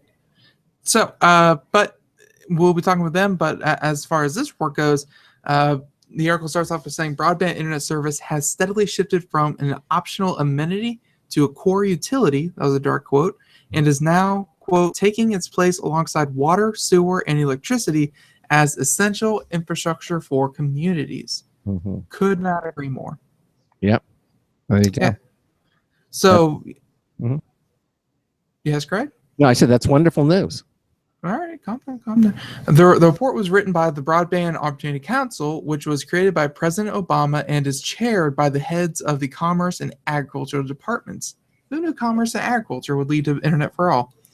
The White House touted Obama's leadership in expanding broadband access, but said that nearly 51 million Americans still can't purchase wired broadband with download speeds of at least 25 megabits per second. 51 million people. That's like 1 in 6 or something. Yeah. All right. So this, it was based on 2013 statistics, so a couple years old, but it's still relevant. And they said that the report actually made several recommendations, and federal agencies have committed to the following. So this is what's going to happen. Modernizing federal programs valued at approximately $10 billion to include broadband as an eligible program expenditure, such as the Department of Agriculture Community Facilities Program, which will help communities around the country bring broadband to health clinics and recreation centers. Creating an online inventory of data on federal assets, such as Department of the Interior, telecommunications towers that can help support faster and more economical broadband deployment to remote areas of the country, streamlining the applications for programs and broadband permitted process to support broadband deployment and foster competition. That's always good. And creating a portal for information on federal broadband funding and loan programs to help communities easily identify resources as they seek to expand access to broadband. All in all, what those 4 points said is that the U.S. Department of Agriculture and the Department of the Interior, 2 very, very large, departments of our government that deal with infrastructure, they're going to be taking a more active approach in getting broadband to many Americans around the country. Because let's face it, the stat was from 2013, But in 2013, 51 million Americans didn't have broadband. That is just pitiful. Mm-hmm. Yeah. Yeah. Well, but you just to start the journey, you have to begin somewhere, and certainly when you have the government behind you, and realizing that broadband is truly a core utility, it's the beginning to get all this information out to everybody.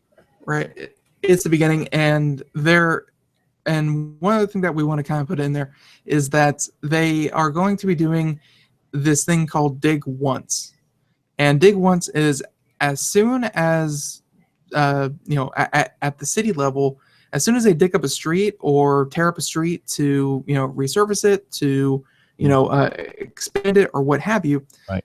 Whenever they have the streets all torn up, they want them to put in fiber and fiber conduit underground underneath the streets. Right. So regardless if they're using them, regardless if they're going to use them, just put them in there so that at this point it's pretty much a guarantee when they switch over to fiber, the infrastructure is already in place. Makes a lot of sense. I don't have to do it again. It's already torn up. Let's not tear it up a second time. Makes perfect sense. Right. So hopefully all these things, and in the end, what does this mean for everyone? Hopefully people out there won't have to settle for their 5 megabits a second internet speed, but broadband could be coming to a lot more people in the coming years. Hear, hear. All right. That's good news. Very good. All right. This next story, again from Engadget, Samsung launches its fastest mainstream solid-state drive yet. This thing is really amazing. They just launched the 950 Pro. This is the first consumer solid-state drive that puts vertical NAND technology into a gum stick-sized M.2 PCI Express device. The result, as you might guess, is an amazing speed. The 512 gigabyte model, which costs a reasonable $350, can read at 2.5 gigabytes per second and write at 1.5 gigabytes per second, easily beating the company's last speed champ solid-state drive that it made. It's also Samsung's first mainstream drive to use the NVMe, that's non-volatile memory express, as an interface designed specifically for solid-state drives to help them sip less power and last longer. That means the information in there is non-volatile. When you turn your computer off or unplug it, it's not going to forget what you have in there. And as a result of all this, the 512 gigabyte model is warranted to write up to 400 terabytes of data. The drives use Samsung's second generation of 32-layer VNAND, not the 48-layer chips recently announced. So when they arrive next month, they're going to sell for like $200 for the 256 gigabyte model and $350 for the 512 gigabyte version. And again, from Samsung. Very, very fast. Yes, it is. Though, I mean, these prices, they are making more. Look at this, $200 for 256. They have broken that $1 gig. It's now below that, and for $350 for 512, it's even getting even better. But this isn't like, we've had solid state drives that were bigger, and they broke that price point. It was down to like 30 cents a gig, and that was great and all. But the read write speeds just weren't there. Like they suffered in to get the price point down. The capacity increased, but the read write speed actually went down. So this is very, very high with the read write speed, obviously, and the storage per dollar is still pretty good. No, absolutely. Exciting to see, and I might be time to start investing in better solid state drives. Maybe, yeah. Personally. Exactly. Looks like that's coming to around. All right. So next story is more of a public service announcement. And public service announcement insofar as, Craig, do you know what a supermoon is? Yes, I do know I happen to know what a supermoon is. Yeah, it's basically the moon reaches its perigee, which is it's the closest that it comes to the Earth. Right. Okay, and it's called a supermoon. Right. All right. And do you know what a lunar eclipse is? Yes, of course I know what a lunar eclipse is. A lunar eclipse is when the sun, the Earth gets between the sun and the moon, which leads to the moon going dark because the sun is blocking it. Well, this Sunday, mark the calendars, September 27th, at night, you will be able to see. And by the way, this one is just amazing because this one's going to be for North America. How many times have we gotten lunar eclipse, solar eclipse, and they've always been for Australia, for India, for Africa? Like, we never really seem to be in the right place. So this one is actually for North America. And this is going to be the first supermoon lunar eclipse in 32 years. It's going to be happening this Sunday. Hope it's not cloudy. So don't go sacrificing goats or anything like that. No, it's not the end of the world. It's just a really, really, really big moon that's going to have a lunar eclipse. And it has like a reddish color too. I think that's why they call it a blood moon. Yeah, as the Earth gets in between the sun, it starts getting this orange tinge to it, and it's just very, very cool. If you haven't seen one, and I know personally, I am well below the 32, not well below, a couple years shy of the 32. So this has never even happened in my lifetime. So I'm sure for a lot of listeners out there, it's the same for you. But first time in 32 years, definitely mark the calendars and be sure to go out and stare up at the moon this Sunday. Exactly. Well, yeah, the 27th. That's Sunday, right? Yes. Right. Yeah. I didn't want to say Saturday and be like, oh, it didn't happen. No, Sunday. Sunday is going to happen. Oh, and by the way, this won't happen again until 2033. So another 18 years. Wow. So you don't want to miss that. As I said, I hope it's not a cloudy night. It's clear sky so you can see it. Seriously. But if there's one thing I've learned about technology and YouTube, there will be lots and lots and lots of videos. So if you were unfortunate enough to have a cloudy sky or an obstructed view or couldn't make it for some reason, there will undoubtedly be some very nice footage and photos of this event. I'm just saying the event, if you want to see it in person, because really there is no beating that. It's it's gonna happen this Sunday. All right, I'll get the telescope out and watch. Worth it. Yep. Oh, okay. Now here's another one from Engadget. NVIDIA is in the news. They're bringing its top end desktop graphics to laptops. Finally. This one's weird. Like, it's impressive, but it's so crazy that they were able to do it. Yeah. The story again by Jamie Rigg from Engadget. He says that you no longer need a huge water-cooled rig to play the latest blockbuster shooters, with plenty of gaming laptops doing a fine job of marrying performance with portability. But the divide obviously still exists, with even the best mobile GPUs defined as desktop class, which is a nice way of saying they aren't quite as powerful as the cards made for home office hogging towers.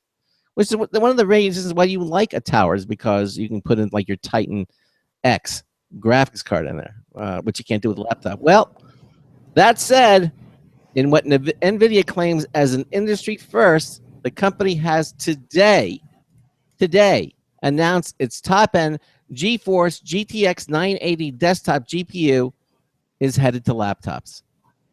Now, this is not to be confused with the GTX 980M. That's their previous flagship GPU for notebooks. The GTX 980 for laptops is exactly the same as the desktop version, offering identical gaming performance. See, you can tell out by the numbers or the call letters of these things. And the 980M, obviously M for mobile, it's going to go in laptops. And the GTX 980 without any letters is just the very normal one, which is, again, this was surprising. Yeah. Traditionally, to have these things, you needed some kind of large computer case. Yeah, exactly. All right. Well, it's between the heat it gives off, between the power source, right, between all these things. It was just unfeasible to fit a traditional graphics card into a laptop, but they've somehow managed it. Yeah, they've managed by using their power efficient Maxwell architecture. Okay, it runs at a base 1.1 gigahertz clock speed with a 248 CUDA cores. 2048. 280 CUDA cores and 4 gigs of GDDR5 video memory, which is a 7 gigabits per second memory speed. All these numbers culminate in a laptop GPU that can comfortably run any of the latest titles at over 60 frames per second on maximum graphic settings. Then the GTX 980 can also drive 3 1080p displays, should the notebook outputs allow it, obviously, and is fully certified by Oculus, meaning it's effectively guaranteed to hold up to the demands of virtual reality gaming, and from a notebook, from a laptop. Furthermore, the GTX 980 for laptops is made with serious enthusiasts in mind, and according to NVIDIA, is the first fully unlocked GPU for notebooks. Now, any laptop sporting the chip will feature NVIDIA software that lets you overclock the GPU and make other tweaks like set temperature thresholds and cooling fan speeds. So obviously, the GTX 980 is designed for the cream of the crop of gaming laptops, such as the recently announced water-cooled Asus GX 7000, and others from the likes of Gigabyte and Clevo and MSI. The 18-inch MSI GT80 will even boast 2 of the new top-end GPUs, and you can expect many more partners announcing laptops in the near future sporting this new benchmark in notebook graphics. So there you go. Look at that laptop. Isn't that beautiful?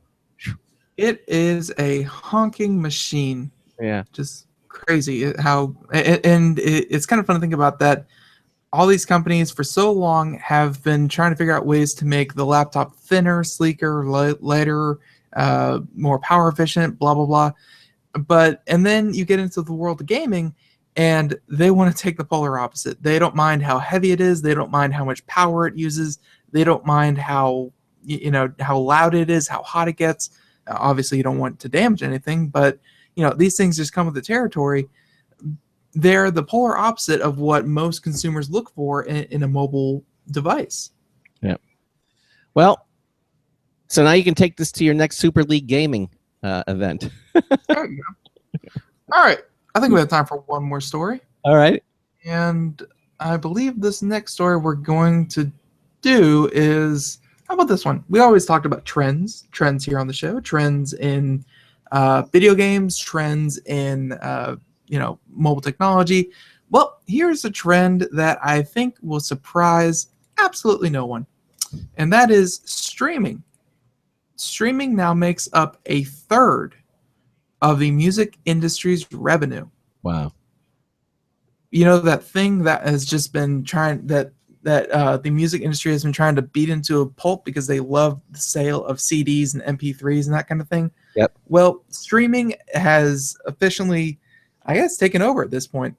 So it's streaming music barely edged out CD sales last year, but is not even going to be a close fight in 2015. The record industry, the recording industry, I don't know, the RIAA, RIA, has published its mid-year sales stats, and streaming accounts for nearly 32% of the industry revenue at just over $1 billion. That's crazy. Already, it's not. Yeah, it's mid-year. Yeah, right. Yeah. It's still not as much of a moneymaker as downloads, which pulled in 40% or 1.3, but it's miles ahead of the rapidly declining physical sales. In short, if you demand a hard copy, you're now clearly in the minority. Wow. Society has officially shifted. Yeah. So the data doesn't break down revenue by provider, but it's important to note that the tracking stops at the end of June.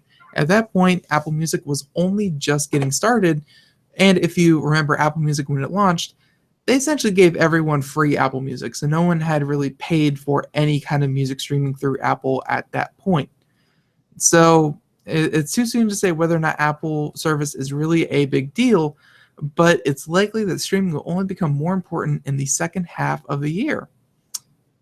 That is, of course, whether or not artists like it, because there has been, as we've said before, a lot of controversy over just what streaming is doing to music in the music industry, and just who gets how much money and where that money goes and how that money is divided up. It's a huge headache. But we already see the future, and the future evidently is streaming. It used to be downloads, but it's shifting again. I don't think we got at the story the other day about how cassette, like there's like one remaining cassette manufacturer, and they just had their best year this year, like since they're launching in like 1960 something. Yeah, and it's all because of hipsters. You think they're all going to go back to cassettes and vinyl? I don't know what happened, but they've had their best year ever. Like not in the past couple of years ever. Strange. It's strange. Of course, still very much a minority, but just something interesting. Yeah. Well, that about wraps up the show. Again, I want to thank our guests, Mionix in the first hour, and then Super League Gaming in the second hour. Again, you can listen to the shows on our archives if you missed it, and we certainly recommend that you do if you did. Coming up tomorrow afternoon, excuse me. In the first hour, we're going to be doing more computer and technology news, brought to you by Slimware Utilities, the official optimization software of Computer America. And then in the second hour, we're going to have ReviverSoft here on the show. Mark Baer is going to be on the program. He is the Vice President of Research and Development for ReviverSoft, which was recently purchased by the Corel Corporation. Yeah, exactly. My goodness. And they allow people to fix their computer problems. Okay, and they have a version for the Macintosh, and they also have a PC version. I've used the Mac version. Very good, and it attempts to find, problems with your computer, and will fix them.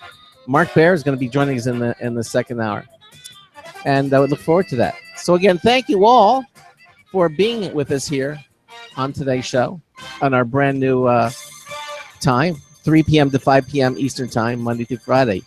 And Ben and I will see you here, same time, same station. So until tomorrow afternoon, this is Craig Crossman, hoping that your hard disk never becomes floppy. We'll see you tomorrow afternoon. Good night, everyone.